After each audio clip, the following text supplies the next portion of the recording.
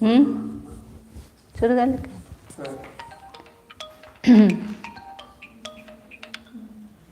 श्रीवर्धमानमर्हन्तं नत्वा बालप्रबुद्धये विरच्यते मितस्पष्ट संदर्भ न्यायदीपिका। वंदे मातरम।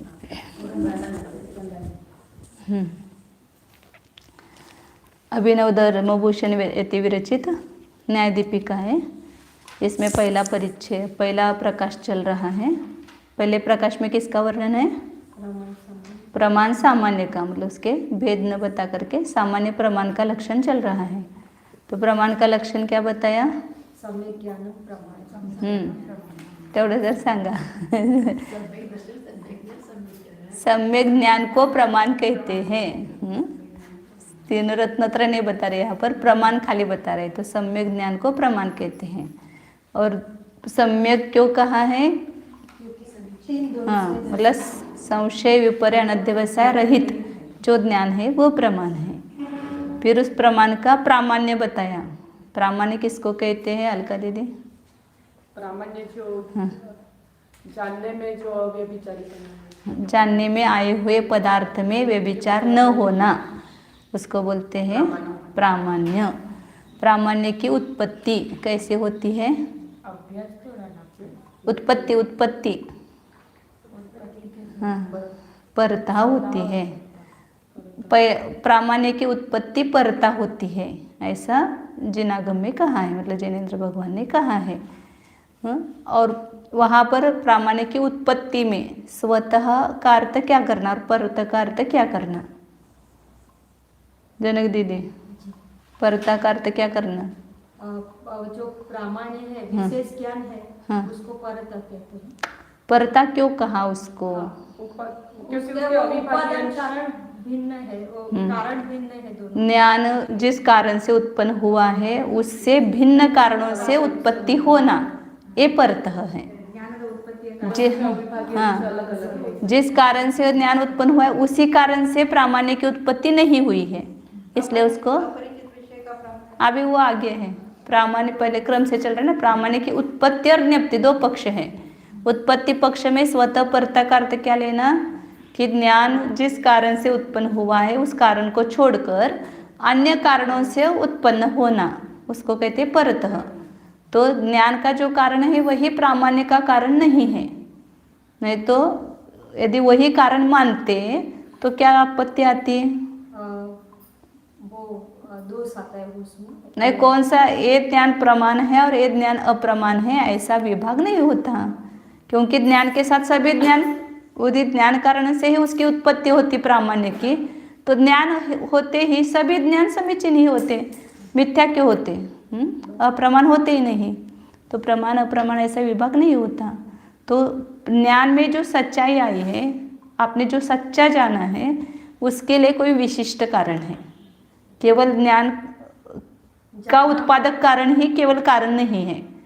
उस ज्ञान के साथ में ऐसी विशुद्धि रूप परिणाम है कि जिसके निमित्त से आपके ज्ञान में समीचीनता आई है।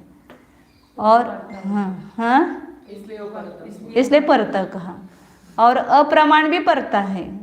तो ऐसा कोई वो मिथ्या ज्ञान है तो उस ज्ञान के साथ में ऐसे कोई आपके संक्लेश परिणाम है या दोषाधिक है कि जिसके कारण से वो आपका ज्ञान सही नहीं हुआ है, वो मिथ्या हुआ है। तो इसलिए मिथ्या ज्ञान बनने में भी दूसरा कारण है और सम्यक ज्ञान बनने में भी दूसरा कारण है। केवल ज्ञान का कारण ही उस सच्चाई में और मिथ्यापना में कारण नहीं है। कपड़ा जिस धागे से बना है तो धागा उस कपड़े का कारण है, लेकिन उस कपड़े में लालपना है, नीलापना है, पीलापना है, उसका कारण कोई दूसरा अलग है। वही कपड़े का जो कारण है वही लालपने का कारण नहीं है, वही पीलेपन का कारण नहीं है, अलग कारण है।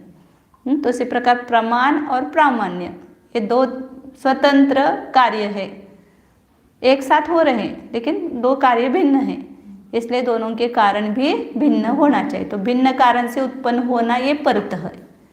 कर्ता का अर्थ क्या, ऐसा पूछा तो क्या बताना? से ज्ञान कारण को छोड़कर अन्य भिन्न कारण से उत्पन्न होना, ये परता का अर्थ है उत्पत्ति पक्ष में। ज्ञान के कारणों से अलग कारणों से उत्पन्न होना परता है।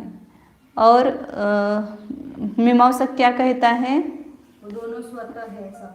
दोनों स्वतः नहीं मानता है, प्रामाण्य स्वतः और अप्रामाण्य परता ऐसा मानता है। तो इसलिए आचार्य ने उनको समझाया कि ये प्रामाण्य जैसे अप्रामाण्य जैसे आप परता मानते हो, ऐसे प्रामाण्य भी परतः हुआ है, भिन्न कारणों से उत्पन्न हुआ है।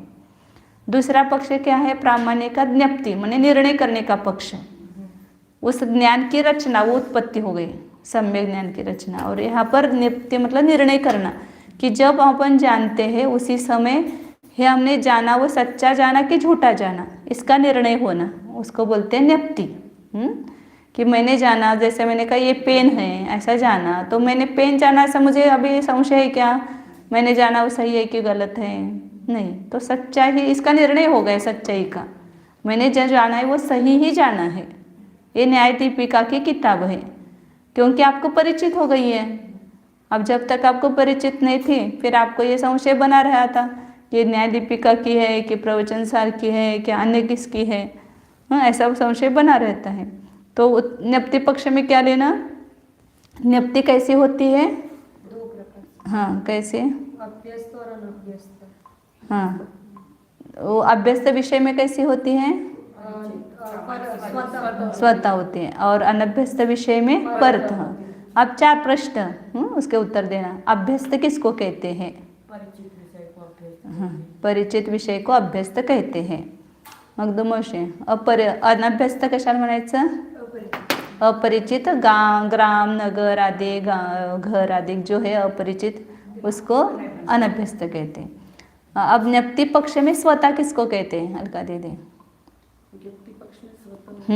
स्वतः का अर्थ क्या करना? स्वतः होती है मतलब पूर्व में जिसको अभ्यस्त वस्तु है उसको स्वतः का अर्थ क्या करना? मैंने कल इसलिए अलग अलग बताया था सबका अर्थ। उसी ज्ञान का जो समय तत्समय में ही उसका निर्णय होना। हाँ, ज्ञान के काल में ही उसकी सच्चाई का भी निर्णय होना वो स्वतः है। और ज्ञान के काल, जिस ज्ञान काल में ज्ञान हुआ उससे भिन्न काल में भिन्न ज्ञान के द्वारा निर्णय होना वो परता है। ज्ञप्ति पक्ष में ऐसा बोलना स्वतः परता, और उत्पत्ति पक्ष में भिन्न कारण से उत्पन्न होना ये परता, और उसी कारण से उत्पन्न होना ये स्वतः है। और अनभ्यस्त विषय में परता किसको कहना? भिन्न काल में उत्पन्न होना। तो अपरिचित वस्तु के बारे में जो प्रामाण्य का निर्णय होता है वह उसी काल में नहीं होता है, वहाँ पर संशय उत्पन्न होता है या विपरीपन होता है। तो या ज्ञान नहीं होता है, समझो निर्णय नहीं होता है। बाद में उसका जब परिचित होता है तब निर्णय होता है। तो इसलिए उसको परतः कहते हैं। इतना पक्का हो गया? अब आगे चलते हैं। 22 नंबर का परिच्छेद है। उत्पत्तिवत् प्रामाण्यस्य ज्ञप्तिः अपि परतः एव इति योगाः।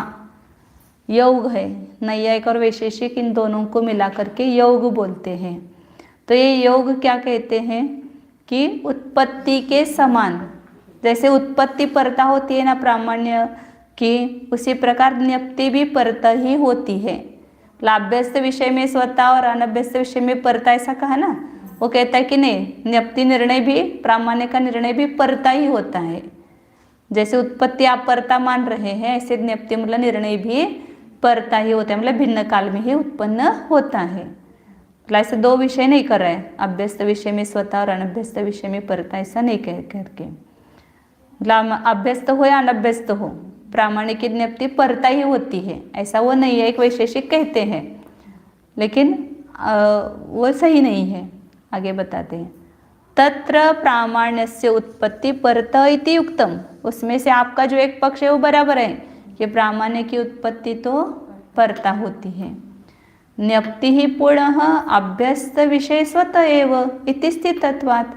ज्ञप्ति जो है, निर्णय जो है, वह अभ्यस्त विषय में, परिचित विषय में स्वतः ही होता है, ये तो सिद्ध ही हुआ है। क्योंकि ज्ञप्ति ही अपि परतः एव इति अवधारण अनुपपत्ति ही। निर्णय परता ही होता है, इस प्रकार का अवधारण नहीं होता है। क्योंकि निर्णय तो उसी समय होता है ना, फिर हर समय प्रवृत्ति होगी ही नहीं। यदि अपने को निर्णय ही नहीं होगा मैंने जाना, वो सही जाना कि नहीं जाना, इसका निर्णय ही नहीं होता, तो आप प्रवृत्ति कैसे कर सकते थे? नहीं कर सकते हैं। इसलिए ततः व्यवस्थितम एतत्, उसका ज़्यादा उत्तर कुछ नहीं दिया है, सिद्ध ही है ऐसा बताया कि ज्ञप्ति ये स्वतः होती है, अभ्यस्त विषय में स्वतः होती है, ये बात सिद्ध ही है। इसलिए ज्ञप्ति भी परता होती है, ये आपका अवधारण नहीं कर सकते हम। ततः व्यवस्थितम एतत् प्रामाण्यम उत्पत्तो परतः एव, ज्ञप्तो तो कदाचित स्वतः कदाचित परतः इति। इसलिए क्या व्यवस्थित हुआ, क्या सिद्ध हुआ? प्रामाण्य की उत्पत्ति कैसी होती है? उत्पत्ति परता ही होती है, एव शब्द लगाया। प्रामाण्य की उत्पत्ति परता ही होती है, उसमें दो भेद नहीं है। और ज्ञप्ति कैसी होती है? कभी स्वतः कभी परतः। स्वतः कब होती है? अभ्यस्त विषय हो तो, और परता कब होती है? अपरिचित हो, अनभ्यस्त विषय हो तो परता होती है। तद उक्तम प्रमाण परीक्षायाम ज्ञप्तिम प्रति, वही प्रमाण परीक्षा ग्रंथ विद्यानंदी आचार्य ने लिखा है, उसमें बताए, उसमें एक कारिका आती है। प्रमाणादिष्ट संसिद्धि रण्यथाति प्रसंगत, प्रामाण्यम तो स्वतः सिद्धम अभ्यासात् परतोन्यथा। प्रमाणात इष्ट संसिद्धि, ऐसा परीक्षा मुख सूत्र का जो मंगलाचरण है ना, वह शुरुआत में, उसमें भी ऐसा वाक्य है, प्रमाणादिष्ट संसिद्धि, उसके प्रतिभास से रण्यथा प्रत्यति प्रसंगत, ये ऐसा नहीं, प्रमाणादर्थ संसिद्धि तदा भाषाद विपर्यय। प्रमाण से पदार्थ की सिद्धि होती है और प्रमाणाभास से पदार्थ की सिद्धि नहीं होती। बहुत महत्वपूर्ण वाक्य है, मतलब प्रमाण से ही जो अपने को इष्ट अर्थ है उसकी सिद्धि होती है।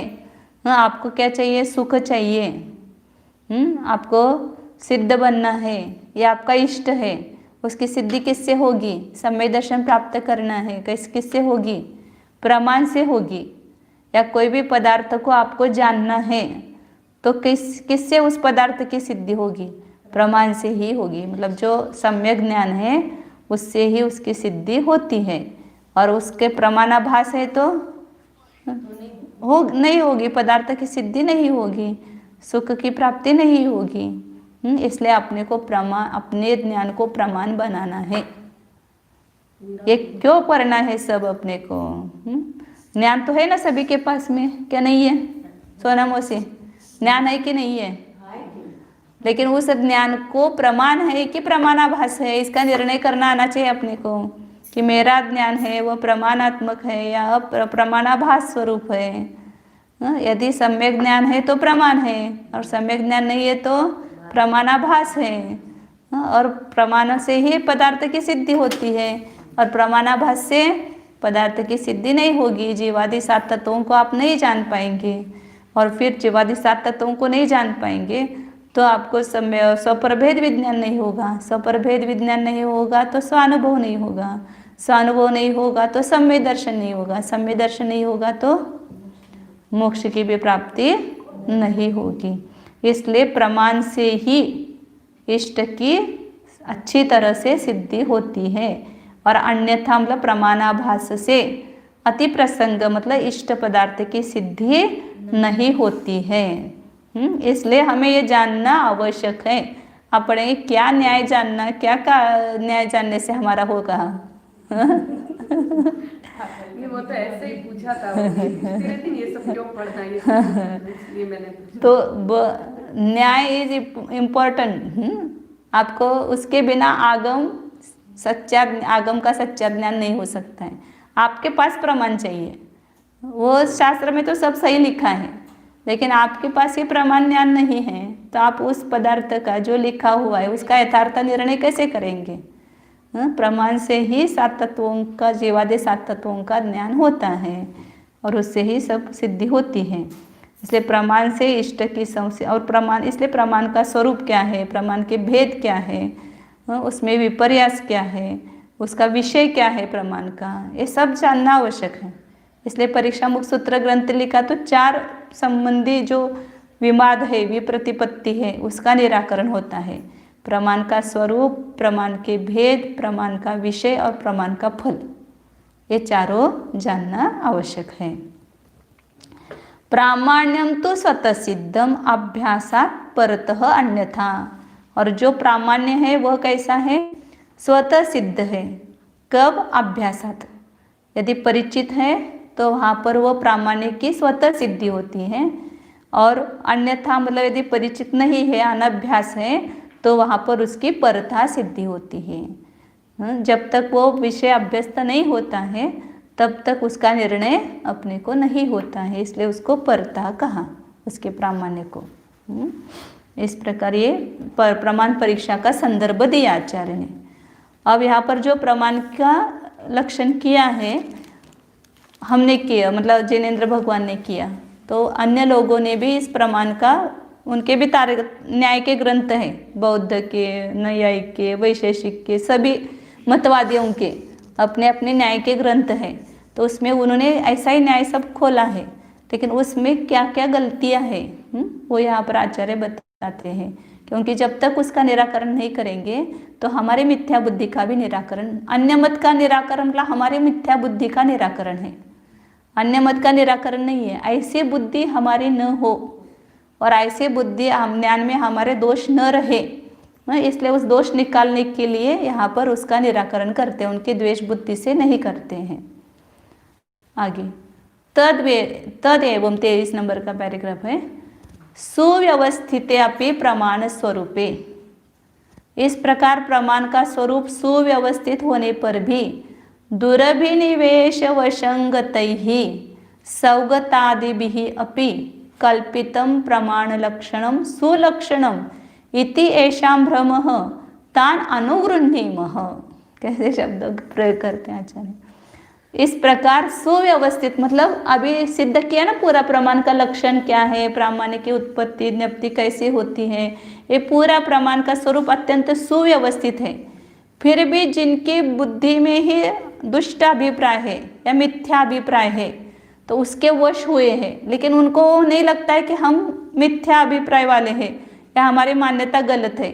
सबको अपनी मान्यता सही लगती है, क्योंकि जो एक बार बुद्धि में घुस जाता है ना, वो निकालना बहुत मुश्किल होता है। कुछ नहीं घुसा हुआ है तो घुसा सकते हैं, और कुछ घुसा हुआ है तो उसको निकाल करके दूसरा बिठाना मुश्किल। कोरी पाटी में सब लिख सकते हैं, भरी हुई पाटी है तो उस पर कुछ लिखना भी मुश्किल है। इसलिए छोटे बच्चों को कुछ भी पढ़ा दो, सब श्रद्धा से सुनेंगे, श्रद्धा से पढ़ेंगे, लेकिन बड़ों को कुछ पढ़ा नहीं जाते तो ग्रहण नहीं होता है।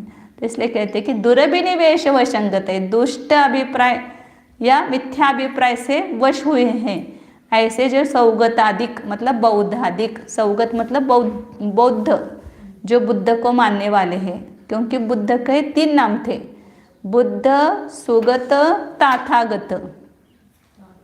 हाँ, तथागत कहो, तथागत मतलब बुद्ध मतलब जिनको केवल की प्राप्ति हुई, इसलिए उनको बुद्ध कहते थे। उनका मूल नाम भी बुद्ध था, हाँ, बोधि प्राप्त हुई, इसलिए उनको बुद्ध कहते हैं।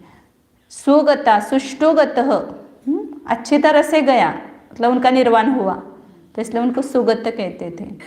तथागत यथा जैसा जाना चाहिए वैसा गए, बोले अच्छा समाधि मरण हुआ मतलब जैसा वो जाना चाहिए वैसा गए, इसलिए उनको तथागत कहते हैं। फिर उनको मानने वाले, बुद्ध को मानने वाले उनको कहते हैं बौद्ध। सुगत को मानने वाले सौगत, इसको तद्धित रूप बोलते हैं संस्कृत में, उस शब्द से वो शब्द बना है, सुगत से सौगत। जैसे जिन से जैन बना, जो जिन को मानते हैं वे जैन, ऐसे तथागत को मानने वाले ताथागत। इसलिए बुद्ध के लिए बौद्ध लोगों के लिए 3 शब्द आचार्य ने प्रयोग किए हैं। बौद्धा कहेंगे, कभी सौगत कहेंगे, कभी ताथागत कहेंगे। तो आदि से बाकी सभी लेना, बौद्ध है, चारवाक है, नैयायिक है, वैशेषिक है, मीमांसक है, प्राभाकर, भट्ट, जो उनके भेद है वो सब आ जाते हैं उसमें। षड दर्शन मुख्यतः कहाँ है? 6 प्रकार के दर्शन भारतीय दर्शनों में। सौगत आदि के द्वारा कल्पित किए हुए प्रमाण के लक्षण को सुलक्षण ऐसा कहते हैं। ऐसा जिनका भ्रम है, या हम भी उन बौद्धों का सुनने के लिए जाते हैं और अपने को कुछ पता नहीं है तो वो सही लगने लगता है, वो जो, क्योंकि बताने वाला ऐसा युक्ति से दृष्टांत से सब बताता है तो वो घुस जाता है दिमाग में, तो सही लगने लगता है। तो जिनका ऐसा भ्रम है उनके लिए आचार्य अनुग्रह कर रहे, उनके ऊपर आचार्य करुणा करके ये लिख रहे हैं कि उनमें क्या दोष है, वो कैसे गलत है। वो लक्षण की परीक्षा, उनके लक्षण की परीक्षा करते हैं कि उसमें कौन सा दोष आता है, ये बताते हैं। मतलब अपने ऊपर अनुग्रह करके लिखा है, द्वेष बुद्धि से नहीं लिखा है कि कुछ जीवों का भला हो, क्योंकि वो सुन करके उन जैसा श्रद्धा जिन जीवों को हो जाएगा तो उनका भी क्या हो जाएगा, अकल्याण हो जाएगा।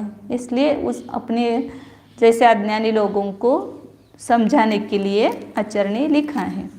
अब 4 प्रकार के, एक बौद्ध, एक कुमारिल भट्ट, प्राभाकर और नैयायिक, ऐसे 4 लोगों के जो प्रमाण के लक्षण हैं उसमें क्या दोष आते हैं वो बताते हैं।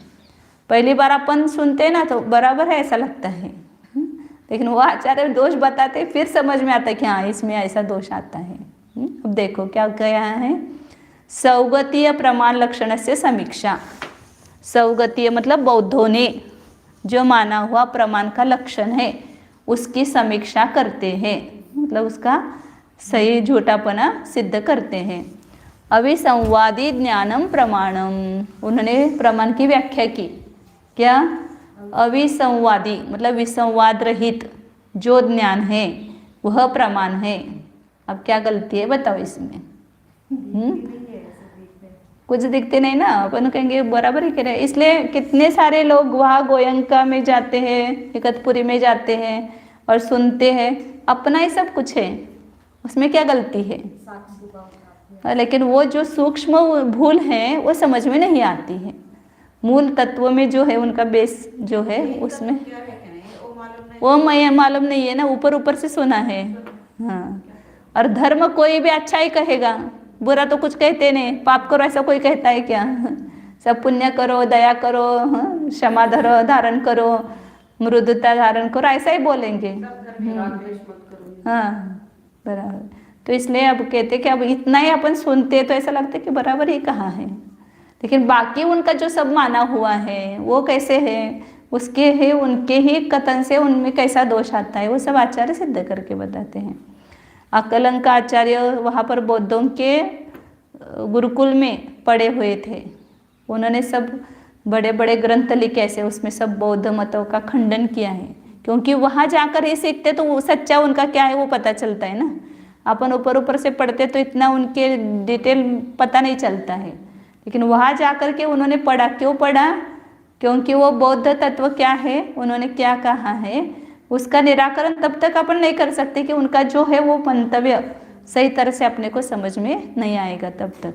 इसलिए पहले उनको समझना फिर उनका खंडन करना। अब इति बौद्धों ने क्या माना प्रमाण का लक्षण? विसंवाद रहित, विवाद रहित जो ज्ञान है वह प्रमाण है, ऐसा माना। अब इसमें क्या दोष है वो बताते हैं। तद इदम अविसंवादित्वम असंभवित्वात् अलक्षणम, ये अविसंवादीपना असंभवी होने से कौन सा दोष आता है? असंभव दोष है, हमारे तरफ से नहीं उनकी तरफ से। उन्होंने जो सब पूरा आगे प्रमाण का लक्षण स्वरूप वगैरह बताया है, भेद वगैरह, तो उनके ही द्वारा जो माना हुआ तत्व है उसी से दिखाते हैं उनको, क्योंकि अपनी मान्यता से वो स्वीकार नहीं करेंगे ना, उनकी मान्यता से उनका दोष दिखाएंगे तभी वो स्वीकार होगा। इसलिए जब भी परमत का खंडन आता है हमने ऐसा माना है करके उन पर नहीं लाद सकते हैं। तुम्हारा ही तत्व तुम्हारे ही तत्व से कैसा गलत है ये दिखाते हैं वहाँ पर। अब उन्होंने जो अविसंवादीपना तो माना इधर, और इधर क्या माना उन्होंने आगे बताते हैं, वो निराकार जो माना है उसको निर्विकल्प माना है। बौद्धेन, कौन सा दोष दिखाया? 3 दोष है लक्षण के। कौन से 3 दोष हैं? असंभवी। अब सब जगह जहाँ पर भी लक्षण का प्रकरण आएगा उसमें 3 में से कोई दोष है क्या, वो देखना है। तो इस लक्षण में कौन सा दोष बताया? असंभवी दोष बताया। क्यों? तब तक लिखते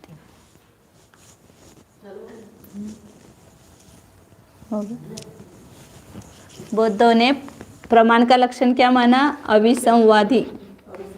अविसंवादी ज्ञानम प्रमाणम, माने एक तरह से सम्यक ज्ञान ही हो गया, लेकिन ज्ञान ये लक्षण माना है। किसका लक्षण माना है? प्रमाण का। और प्रमाण के भेद क्या माने? प्रत्यक्ष और अनुमान, ऐसे 2 भेद माने हैं। तो इन दोनों में जाना चाहिए ना ये लक्षण। अविसंवादी ज्ञानम प्रमाणम, ये प्रमाण का लक्षण माना है, तो ये 2 प्रमाणों में जाना चाहिए। लेकिन ये लक्षण जाता नहीं उनकी अपेक्षा से। क्यों नहीं जाता है वो बताते हैं कि प्रमाण, ये 2 प्रमाण ही माने हैं उन्होंने, बाकी तर्क प्रत्यभिज्ञान वगैरह कुछ माना नहीं है, आगम वगैरह। तद उक्तम न्याय बिंदु, वही न्याय बिंदु ग्रंथ में उनका न्याय बिंदु नाम का ग्रंथ है बौद्धों का, उसमें कहा है कि द्विविधम सम्यक ज्ञानम प्रत्यक्षम अनुमानम च इति तत्र न तावत प्रत्यक्षस्य अविसंवादित्वम। ये लक्षण जो है इसमें नहीं जाता है, दोनों में भी नहीं जाएगा, वो दिखाएंगे, एक एक दिखा रहे हैं। आप बोल रहे क्या? अविसंवादी ज्ञानम प्रमाणम। मिळालं नाही का तुम्हाला जर? हाँ हिंदी, हाँ हिंदी बता दो उनको कितना पेज है। अविसंवादी ज्ञान क्या है? ये लक्षण इसमें नहीं जाता है, क्योंकि उन्होंने प्रत्यक्ष को कैसा माना है? निर्विकल्प माना है बौद्धों ने। कल्पनापोडम अभ्रांतम प्रत्यक्षम, ऐसा आगे भी आने वाला है। कल्पना से रहित और भ्रांति रहित जो ज्ञान होता है वो प्रत्यक्ष ज्ञान है, ऐसा उन्होंने माना है। तो इसमें ये ज्ञान, प्रत्यक्ष ज्ञान निर्विकल्प है। और निर्विकल्प किसको कहते हैं? जिसमें निर्णय ही नहीं है, व्यवसायत्मकपना ही नहीं है, जो ज्ञान निर्णय ही नहीं कर पाता है। जैसे अभी वो प्रत्यक्ष वस्तु, उनकी वस्तु कैसी है? क्षणिक है।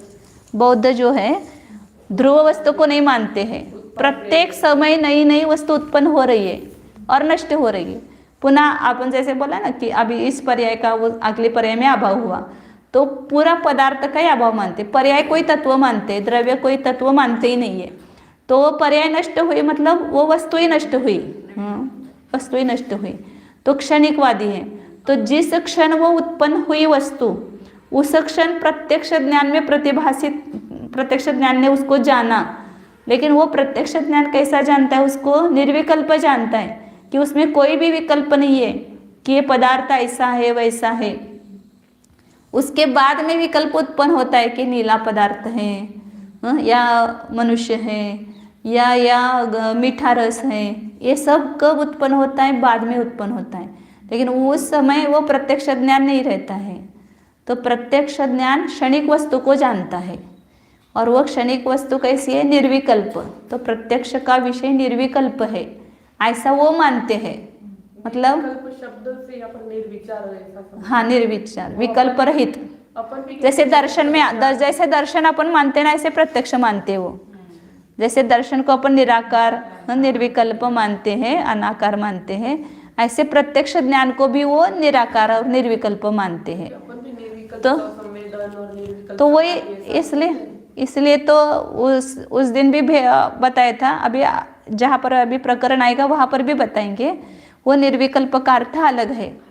ज्ञान वो कल भी बताया था ना कि निर्विकल्प स्वसंवेदन प्रत्यक्ष ज्ञान हुआ, मतलब वहाँ तो आत्मा का आकार है, इसलिए वो सविकल्प ही है, आत्मा का निर्णय है उसमें, इसलिए वह सविकल्प है। लेकिन वहाँ पर राग द्वेष मोहादि जो विकल्प अपन बोलते हैं वो विकल्प का अभाव है, इसलिए उस ज्ञान को निर्विकल्प कहा जाता है।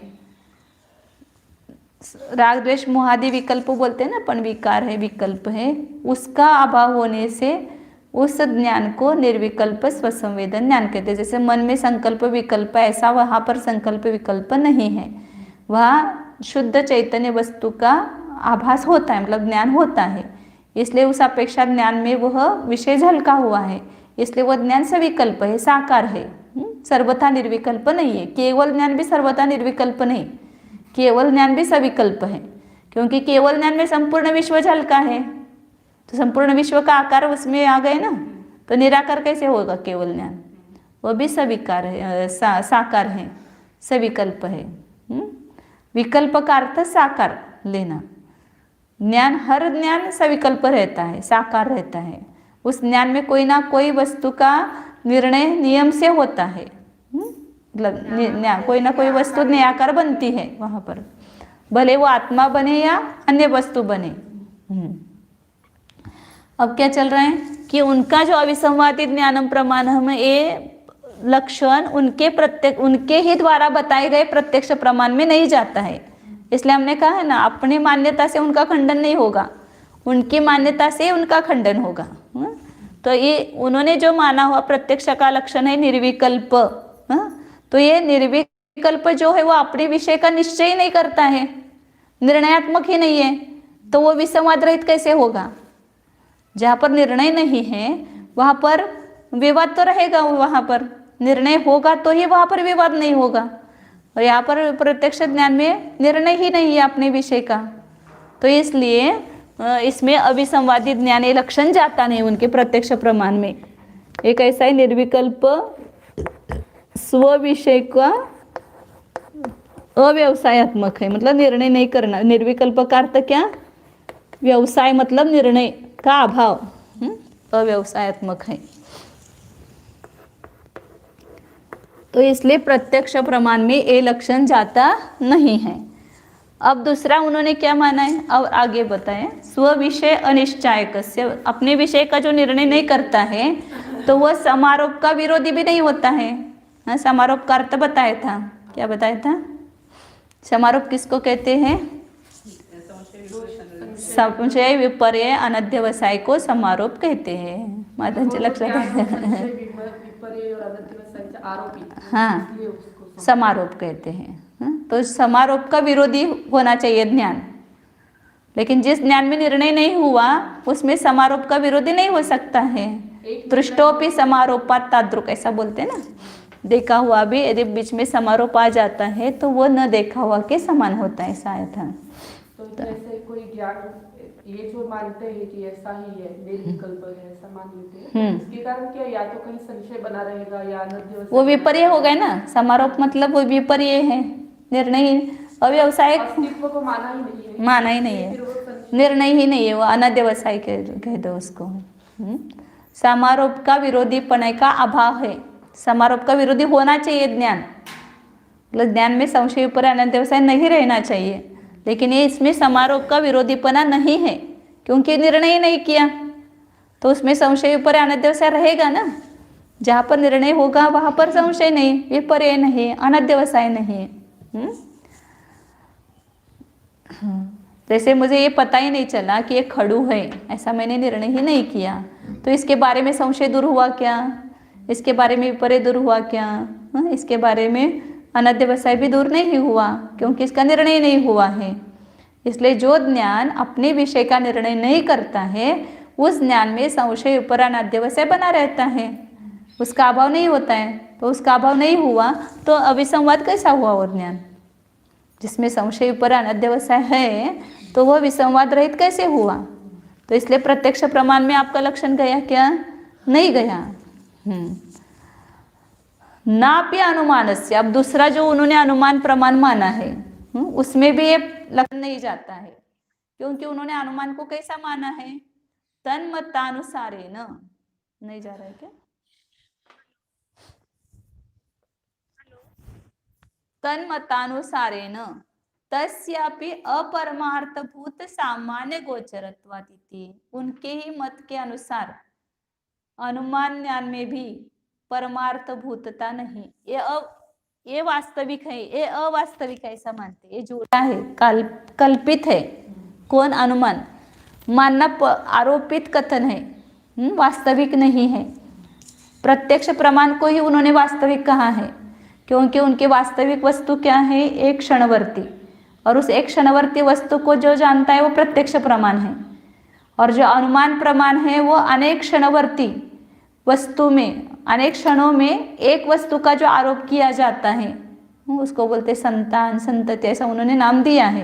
आपने जो धारा, हाँ, धारावाहिक नहीं, जैसे अपन पर्यायों में अन्वय मानते हैं तो वो तो एक वस्तु मानते नहीं है। अच्छा वो अलग हाँ, अलग ही- तो उसको संतान कहते, संतान, रस की संतान, रूप की संतान, ऐसी संतान चलती है उनके यहाँ। वो आरोपित कथन है और उसको विषय करने वाला अनुमान है, इसलिए वो झूठा है, क्योंकि वो एक क्षणवर्ती वस्तु ही वास्तविक है, अनेक क्षणवर्ती वस्तु ही काल्पनिक है, और उस काल्पनिक को विषय करने वाला अनुमान वो भी झूठा ही है, अपरमार्थभूत है। हाँ, इसलिए आपने अनुमान को अपरमार्थभूत ही माना तो वो विसंवाद रहित कैसे हो सकता है? जो झूठा है, अपरमार्थभूत है, उसमें लक्षण जा ही नहीं सकता है विसंवादित ध्यानम प्रमाणम। इसलिए आपने जो लक्षण कहा हम इसको अपने से स्वीकार करेंगे तो सही है, लेकिन उनके ही मतानुसार उनके लक्षण में दोष आता है, अपने मत से ही विरोध आता है उसमें, इसलिए उन्होंने माना हुआ प्रमाण का लक्षण सही नहीं है। अपरमार्थ मतलब अवास्तविक, परमार्थ मतलब यथार्थ वास्तविक, और अपरमार्थ मतलब अवास्तविक। तन्मतानुसार है मतलब उस बौद्ध के मत के अनुसार ही तस्यापि मैंने अनुमान ज्ञान के भी अपरमार्थभूत सामान्य गोचरत्वात्, अपरमार्थभूत जो सामान्य उनके विशेष जो है वो वस्तु है और सामान्य है वो अवस्तु है। उल्टा है बराबर। क्या है बौद्ध में? क्षणिक वस्तु को वास्तविक मानते हैं, वस्तु विशेष, स्वविशेष, स्वलक्षण विशेष ऐसा बोलते हैं। उसका उनकी वस्तु का नाम है स्वलक्षण। बौद्ध ने जो वस्तु मानी है ना वो स्वलक्षण कहते हैं, और वो विशेष वस्तु है और वही सही है, वास्तविक है। और जो अनेक क्षणों में जो एकत्व का आरोप किया है वो सामान्य है, वो अवास्तविक है, सही नहीं है।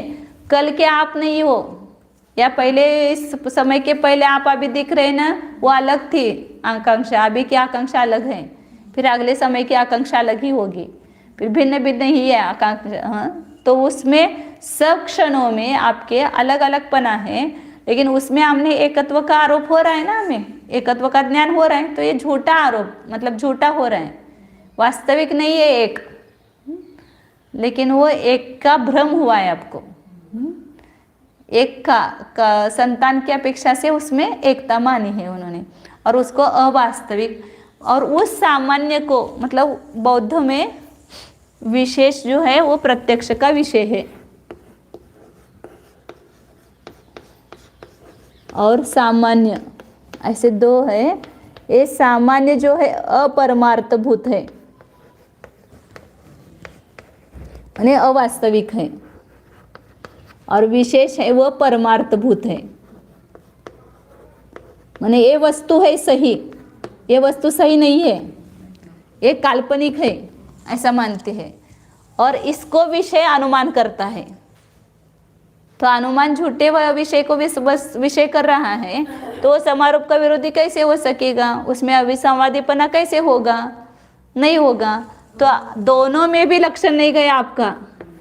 आपने दो प्रमाण के भेद माने, लेकिन आपका लक्षण ना प्रत्यक्ष प्रमाण में गया ना अनुमान प्रमाण में गया, इसलिए आपके लक्षण में असंभवी दोष है। एक में जाता तो अव्याप्त दोष आता, दोनों में भी नहीं गया इसलिए असंभवी दोष आया। इसलिए आपका लक्षण, जो लक्षण असंभवी ही हो तो आंखें बंद करके कहना कि वो लक्षण सही नहीं है। कभी कभी अव्याप्ति में और अतिव्याप्ति में थोड़ी भूल हो सकती है, लेकिन असंभवी जहाँ है वह समझना कि वो लक्षण ही नहीं है, वो झूठा ही है। तो इसलिए बौद्धों का जो लक्षण है उनके ही अनुसार उसका खंडन होता है।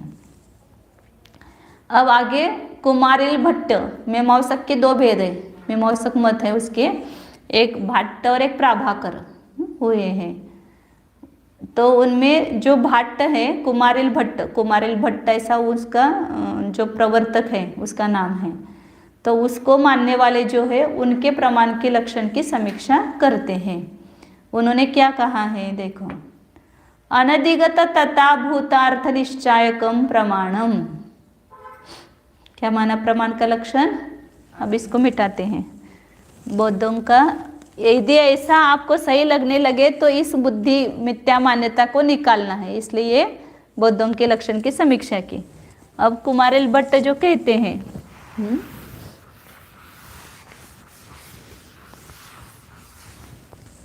क्या कहते हैं? अनधिगत तथा भूतार्थ निश्चयकम। अनधिगत मतलब नहीं जाना हुआ। अनधिगत का अर्थ क्या है? अधिगत मतलब जाना हुआ, और अन लगाया ना तो नहीं जाना हुआ। ऐसा जो तथा भूत उस प्रकार का जो पदार्थ है उसका निश्चय करने वाला। हाँ, नहीं, जैसे अपन कहते ना अपूर्वार्थ निश्चय करने वाला ज्ञान है वो प्रमाण है, ऐसा कहते हैं ना। तो वैसा उन्होंने अनधिगत मतलब पहले हमने जिसको नहीं जाना है उस प्रकार के पदार्थ को प्रकाशित करने वाला, वो निश्चय करने वाला वो प्रमाण होता है। ये भी सही लगता है का झूठ है? बराबर है लक्षण, ऐसा लगता है। लेकिन इसका भी उनकी ही मान्यता से खंडन होता है, क्योंकि आचार्य ने भी तो ऐसा ही लक्षण माना है, अपूर्वार्थ व्यवसायत्मकम ज्ञानम प्रमाणम, और वो अपूर्वार्थ की जगह अनधिगत तथा भूतार्थ कह रहे हैं। लेकिन एक स्व विशेषण नहीं लगाया वो, इसलिए स्व ज्ञान स्व पर प्रकाशक होता है। तथा भूतार्थ क्या बताएं? अर्थ व्यवसायत्मक है ना, अर्थ का निश्चय करने वाला, निश्चायक। तो निश्चायक जो है वो प्रमाण है। मतलब प्रमाण का लक्षण क्या हुआ कि नहीं जाने हुए उस प्रकार के पदार्थ को निश्चय करने वाला जो है वह प्रमाण है। ऐसा प्रमाण का, हाँ, पूर्व में नहीं जाना, जिसको हमने पहले नहीं जाना है, ऐसे पदार्थ का निश्चय करने वाला जो है वो प्रमाण है, ऐसा वो कहते हैं। तो वह इति भाट्टा है। इस प्रकार भाट्ट मतलब भट्ट को मानने वाले वे भाट्ट हो गए। भाट्ट कहते हैं तदपि अव्याप्तम। वो उनमें कौन सा दोष आता है? अव्याप्त नाम का दोष आता है। क्यों अव्याप्त दोष आता है? तैरेव प्रमाणत्वेन अभिमतेषु धारावाहिक ज्ञानेषु अनधिगतार्थ निश्चायकत्व अभावात्। क्या हो गया? अव्याप्त क्यों हो गया? तो उन्होंने ही प्रमाण रूप से माना हुआ, उन्होंने धारावाहिक ज्ञान को प्रमाण माना है। धारावाहिक ज्ञान क्या आई थी ना चर्चा, उसी पदार्थ को पुनः पुनः जानना, वो धारावाहिक ज्ञान है। तो वो सब धारावाहिक ज्ञान को उन्होंने प्रमाण माना है। और धारावाहिक ज्ञान में अनधिगतपना कहाँ पर है? जाने हुए पदार्थ को ही जान रहा है ना, पुनः जाने हुए पदार्थ को जान रहा है, और धारावाहिक ज्ञान को आप प्रमाण मानते हैं। तो उस धारावाहिक ज्ञान में आपका प्रमाण जाता है क्या लक्षण? जो धारावाहिक नहीं है उसमें तो गया। जो अधारावाहिक, ऐसे धारावाहिक करते हैं। अधारावाहिक ज्ञान मतलब जो नया नया ज्ञान हो रहा है वह, और एक धारावाहिक ज्ञान।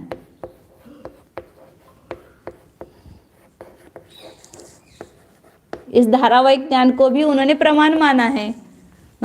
तो ये दोनों प्रमाण है। जो धारावाहिक नहीं है, नया नया जान रहा है, वो भी प्रमाण है, और जो धारावाहिक है वो भी प्रमाण है। लेकिन इस प्रमाण में, इस ज्ञान में ये लक्षण गया क्या?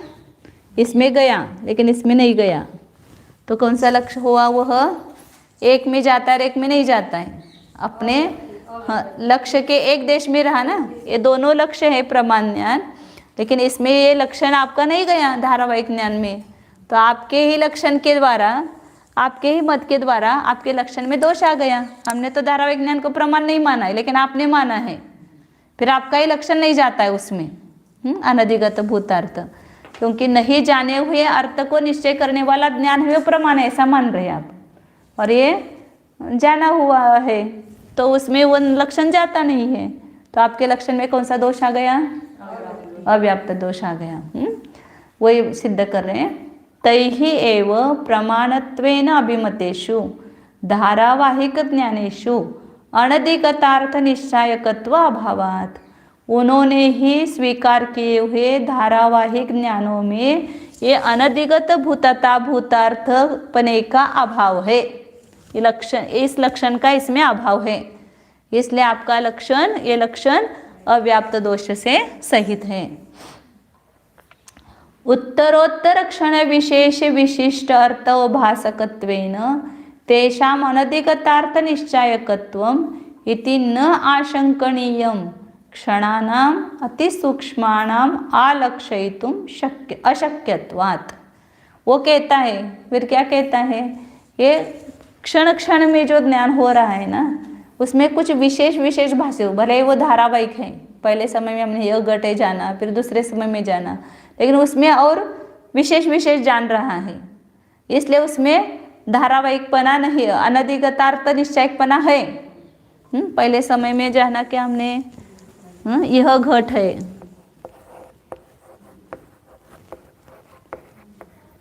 दूसरे समय में जाना यह घट है।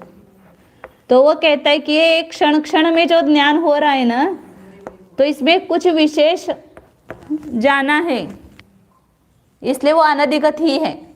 तीसरे समय में भी हमने जाना कि यह घट है, तो इसमें भी कुछ विशेष जाना है, इसलिए भी इसमें अनधिगतपना पाया जाता है, मतलब नहीं जाना हुआ पना पाया जाता है, ऐसा कहते। तो आचार्य कहते हैं कि इतने क्षण क्षण में जो विशेष जान रहे तो छद्मस्त का विषय ही नहीं होता है। उत्तरोत्तर क्षण विशेष विशिष्ट अर्थ अवभासकत्वेन, उत्तरोत्तर क्षण में विशिष्ट अर्थ का अवभासक होने से उनका अनधिगतार्थ निश्चयकपना है, ऐसा आप शंका नहीं करना चाहिए, ऐसा आचार्य कहते हैं उनको, क्योंकि जो क्षण है वो अति सूक्ष्म है, उसको जानना, उसको लक्षित करना अशक्य है। प्रत्येक क्षण में क्या विशेषता जान रहे हैं वो अपने को समझ में नहीं आती है, वो केवल गम्य है या अवधि ज्ञानी मन पर ज्ञानी की गम्य है। इसलिए उसमें जो अनधिगतपना आप कह रहे कि विशेष विशेष जानने से अनधिगतपना है, तो फिर वो धारावाहिक रहा नहीं ना, विशेष विशेष जाना तो। इसलिए धारावाहिक ज्ञान में ये लक्षण नहीं जाता है, इसलिए अव्याप्त नाम का दोष बना रहता है। वो लोग ऐसा कहते हैं कि हम क्षण क्षण में नया नया जानते हैं, उसमें क्षण क्षण में विशेष विशेष अवभाषण होता है, इसलिए उसमें अनधिगतार्थ निश्चयकपना है। भले ही धारावाहिक ज्ञान है, यह घटे जान रहे, लेकिन क्षण क्षण में कुछ उसको विशिष्ट अवभाषण हो रहा है, इसलिए उसमें अनधिगतपना पाया जाता है। जैसे हमने कहा ना उस दिन आत्मा को ही जान रहे हम, पहले क्षण में जाना यह मैं आत्मा हूँ, फिर दूसरे क्षण में जाना, लेकिन उसको जानते समय हमने अलग अलग एंगल से या अलग अलग विशेषणों को लेकर के, गुणों को लेकर के उसको जाना, तो उसमें अपूर्वता आती है। इस प्रकार जैसे केवल ज्ञान में है, केवल ज्ञान में है ना, वहाँ पर वही जान रहे, तो वो झूठा है क्या केवल ज्ञान, या उसमें अपूर्वा स्वापूर्वार्थवसात्मकपना बनता है कि नहीं बनता है। तो वह केवल ज्ञान पर्याय में भी 2-3 प्रकार से आचार्य ने अपूर्वार्थपना सिद्ध किया है कि कैसे, कि कोई एक समय है, समझो अभी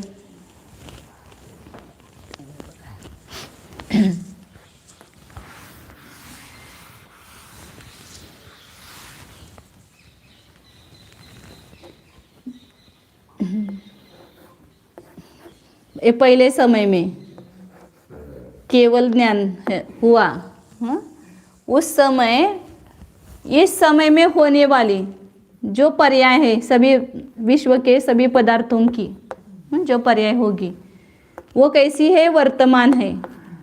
इसके अब ऐसा करते अपन 10वीं वगैरह ले लो, इसको 9वीं 8वीं वगैरह, और ये 11वीं 12वीं ऐसा ले लो पर्याय। तो ये 10वीं पर्याय उस केवल ज्ञान में वर्तमान रूप से झलक रही है, और ये 9-8 नंबर की पर्याय भूत रूप से झलक रही है। 11वें 12वें 13वें आदि की पर्याय कैसे झलक रही है, इसमें भविष्य रूप से झलक रही है। मतलब इस जीव की वर्तमान में ये अवस्था है, भविष्य में ये होने वाली है, और ये भूत में हो गई है, ऐसा ज्ञान हो रहा है। अब अगले समय में ये केवल ज्ञान गया, केवल ज्ञान पर्याय दूसरी उत्पन्न हुई, तो इस केवल ज्ञान पर्याय में क्या अपूर्वता आई? अब ये केवल ज्ञान पर्याय इस 11वें नंबर की जो पर्याय है उसको वर्तमान रूप से जान रही है, और ये भूत रूप से जान रही है इसको, और ये भविष्य रूप से आगे की जान रही है। तो जो चेंजेस वस्तु में आ रहे हैं उसके अनुसार वो केवल ज्ञान में भी वो बदल जाना जा रहा है। भले एक साथ जाना जा रहा है, लेकिन उसमें भूत भविष्य वर्तमान रूप से वह केवली के ज्ञान में एक साथ सब झलक रहा है, लेकिन फिर भी अभी वर्तमान में ये पर्याय ऐसा ही केवल ज्ञान में झलकेगा ना। इसकी भूतकाल में ये पर्याय थी और आगे भविष्य काल में ये पर्याय होगी। इस प्रकार से केवल ज्ञान में झलकेगा पूरा द्रव्य। तो इस अपेक्षा से उसमें और प्रत्येक समय में षठ स्थान पतित हानि वृद्धि भी वहाँ पर चल रही है, इसलिए उसमें अपूर्वता भी आती है। वो अपने सदमस्तक का विषय नहीं है ऐसे। तो केवल ज्ञान धारावाहिक ज्ञान नहीं है, मतलब वो उसमें हर समय वहाँ पर भी अपूर्वता है, तो वहाँ नई नई प्रमिति उत्पन्न होती है। मतलब वहाँ पर अज्ञान है ही नहीं है वास्तव में देखा जाए तो, लेकिन अपूर्वता है उसमें। तो क्या बता रहे थे? हाँ, ये अनधिगत तथा भूतार्थ निश्चयकम प्रमाणम किसने माना है? कुमारिल भट्ट ने। और फिर उनमें कौन सा दोष आता है उस लक्षण में? अव्याप्त नाम का दोष आता है। क्यों अव्याप्त नाम का दोष आया? क्योंकि उनका जो लक्षण किया हुआ है वो उनके धारावाहिक ज्ञान में नहीं गया। एक में भी नहीं गया तो अव्याप्त आता है, बाकी सब में जा रहा है लेकिन एक में नहीं गया, तो भी वहाँ पर कौन सा दोष आएगा? अव्याप्त नाम का दोष आता है। जैसे संसारी जीव में सभी में जा रहा है और सिद्ध जीव में नहीं गया, तो भी वो जीव का जो लक्षण किया वो अव्याप्त होता है। इसी प्रकार यहाँ पर एक भी लक्ष्य छूट गया समझो, तो वहाँ पर अव्याप्त नाम का दोष आता है। ये हो गया। मतलब दो लक्षणों की समीक्षा हुई। एक बौद्धों ने जो प्रमाण का लक्षण माना, क्या माना बौद्धों ने प्रमाण का लक्षण? अविसंवादी ज्ञान प्रमाण। फिर उसमें कौन सा दोष आता है उस लक्षण में? असंभवी दोष आता है। क्यों आता है? क्योंकि वो दोनों में से एक में भी वो जो अनुमान, बौद्ध जो प्रमाण के भेद मानते हैं उन दोनों में भी किसी में भी नहीं जाता है, लक्ष्य की किसी भी अंश में नहीं जाता है, संपूर्ण लक्ष्य में ही वो बाधित है, इसलिए वो असंभवी दोष से युक्त है। प्रत्यक्ष में भी नहीं। प्रत्यक्ष में क्यों नहीं? क्योंकि प्रत्यक्ष का लक्षण उन्होंने निर्विकल्प माना है, अव्यवसायत्मकपना माना है, उसमें अविसंवादीपना नहीं पाया जा सकता है। मतलब जो निर्णय ही नहीं करता है वह विसंवाद रहित कैसे हो सकता है? विसंवाद मतलब विवाद रहित कैसे हो सकता है? सच्चा कैसे हो सकता है? नहीं हो सकता है। और अनुमान में भी उनका लक्ष्य नहीं जाता है, क्योंकि अनुमान अपरमार्थभूत माना है। और जो अनुमान का विषय है सामान्य, वो अपरमार्थभूत है। तो उस अपरमार्थभूत को जानने वाला जो ज्ञान है वो समीचीन कैसे होगा? अविसंवादी मतलब एक समीचीन ले लो उसको, वो कैसे होगा? नहीं हो सकता है। अवास्तविक, हाँ, मतलब जो है ही नहीं, है ही नहीं, वो है ही नहीं, वैसा कल्पित किया है। अपन कहते हैं ना शरीर को आत्मा कहना, परमार्थभूत है क्या? अपरमार्थभूत है, क्योंकि शरीर आत्मा है ही नहीं है, लेकिन उपचार से कहाँ है, तो उसको बोलते हैं अपरमार्थभूत। व्यवहार ने अपरमार्थभूत है, अभुदा व्यवहारो भूदत्तो, व्यवहार ने अभूतार्थ है, ऐसा कहते हैं ना। और कुमारिल भट्ट ने क्या माना? आत्मा है पर वो क्या है कैसा है वो अपना विषय नहीं है। हाँ, ऐसा ही तो ये निर्विकल्प जैसा हो गए। हाँ, निर्णय नहीं है। बराबर है। कुमारिल भट्ट ने क्या माना प्रमाण का लक्षण? नहीं जाने हुए तथा भूतार्थ निश्चय ज्ञान प्रमाण है। जो निश्चय करने वाला है वो प्रमाण है। नहीं जाने हुए वस्तु को बारंबार जानना, बारंबार नहीं जाने हुए वस्तु को जानना, जो वस्तु कोई जानने वाला जो ज्ञान है वो प्रमाण है, ऐसा उन्होंने माना है।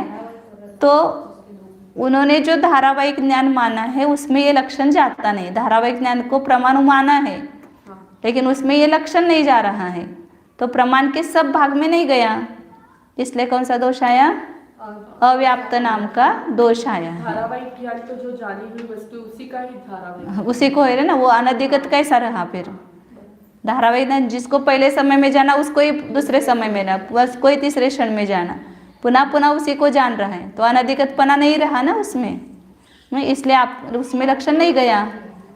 तो लेकिन आपने दोनों को प्रमाण माना है, धारावाहिक ज्ञानों को, इसलिए वह अपरमार्थ भूत है, नहीं उसमें वो लक्षण नहीं गया, इसलिए अव्याप्त लक्षण से सहित है। और धारावाहिक में गया। हाँ, अब आगे लेते कल 2 प्रभाकर और न्यायिकों का कर लेना। समय तो हो गया है। तो हो जाता है, पता ही नहीं पड़ता। हाँ।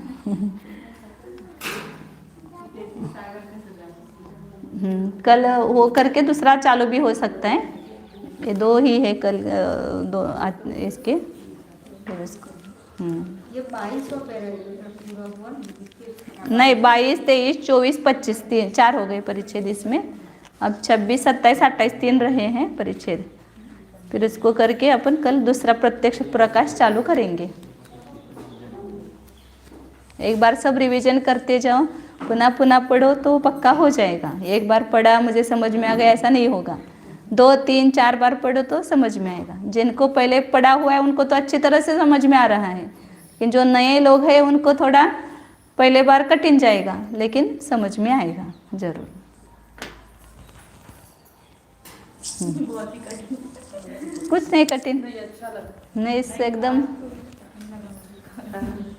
वो सारा नहीं तो स्पष्ट है ना, थोड़ा साथ में थोड़ा लिखना चाहिए। नोट्स हाँ। में ऐसा बनाते हैं तो वो इजी हो जाता है, भूल जाते हैं अपने। वो कोई कुछ नहीं है, शब्द सुने हुए नहीं है, इसलिए कठिन क्यों लगता है? ये शब्द हमने कभी सुने ही नहीं है, ये अनधिगत, फिर अपरमार्थ भूत, अनभ्यस्त, तो ये जो शब्द है ना ये नए नए इसलिए कठिन लगता है। भाव कुछ कठिन नहीं है, इसका भाव तो सरल है एकदम। इसमें क्या होगा दीदी, वो अनभ्यस्त है, इससे अभी वो परत है, फिर वो व्यक्ति जब बार-बार अभ्यास हो जाए तो स्वतः हो जाएगी। जब स्वयं पढ़ के समझ याद करती हूँ ना कि मतलब इसका क्या था, जैसे आपने बताया वो एक क्षण में फिर भूल जाती हूँ, तब उसको याद करती तो वो नीचे वाला चैप्टर निकल जाता है। नहीं वो आएगा, समझ में आएगा, कुछ घबराना नहीं।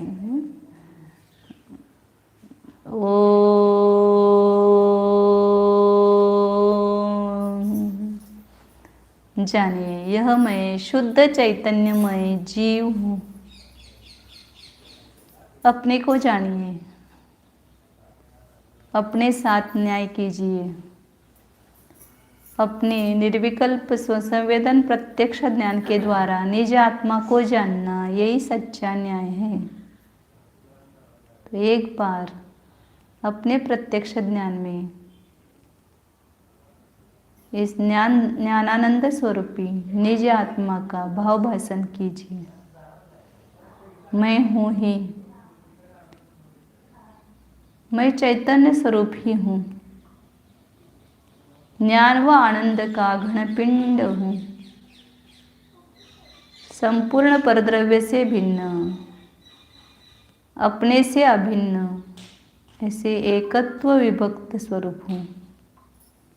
जानिए स्वरूप चतुष्टय स्वरूप निज आत्मा को जानिए।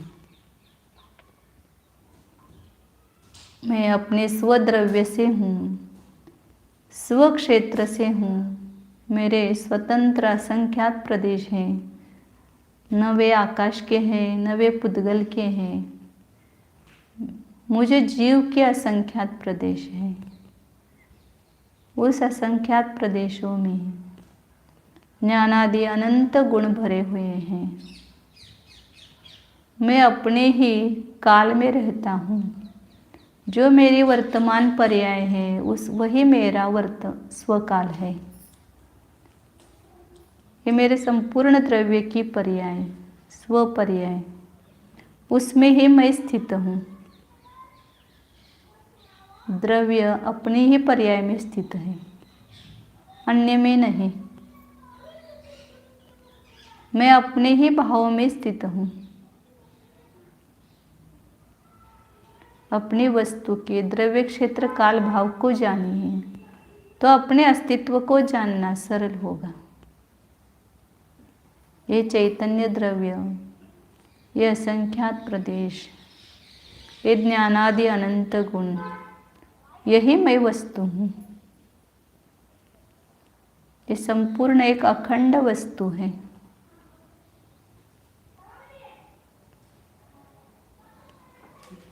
सच्चिदानंद स्वरूपो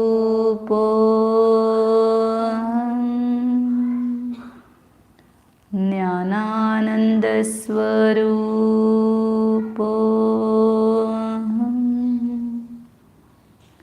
सहजानंद स्वरूपो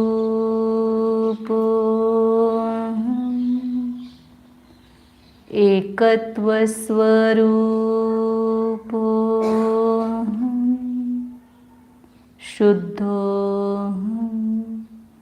एको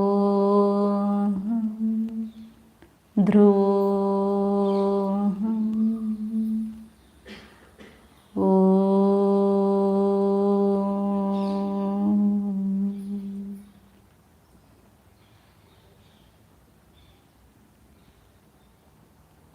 विसर्जन।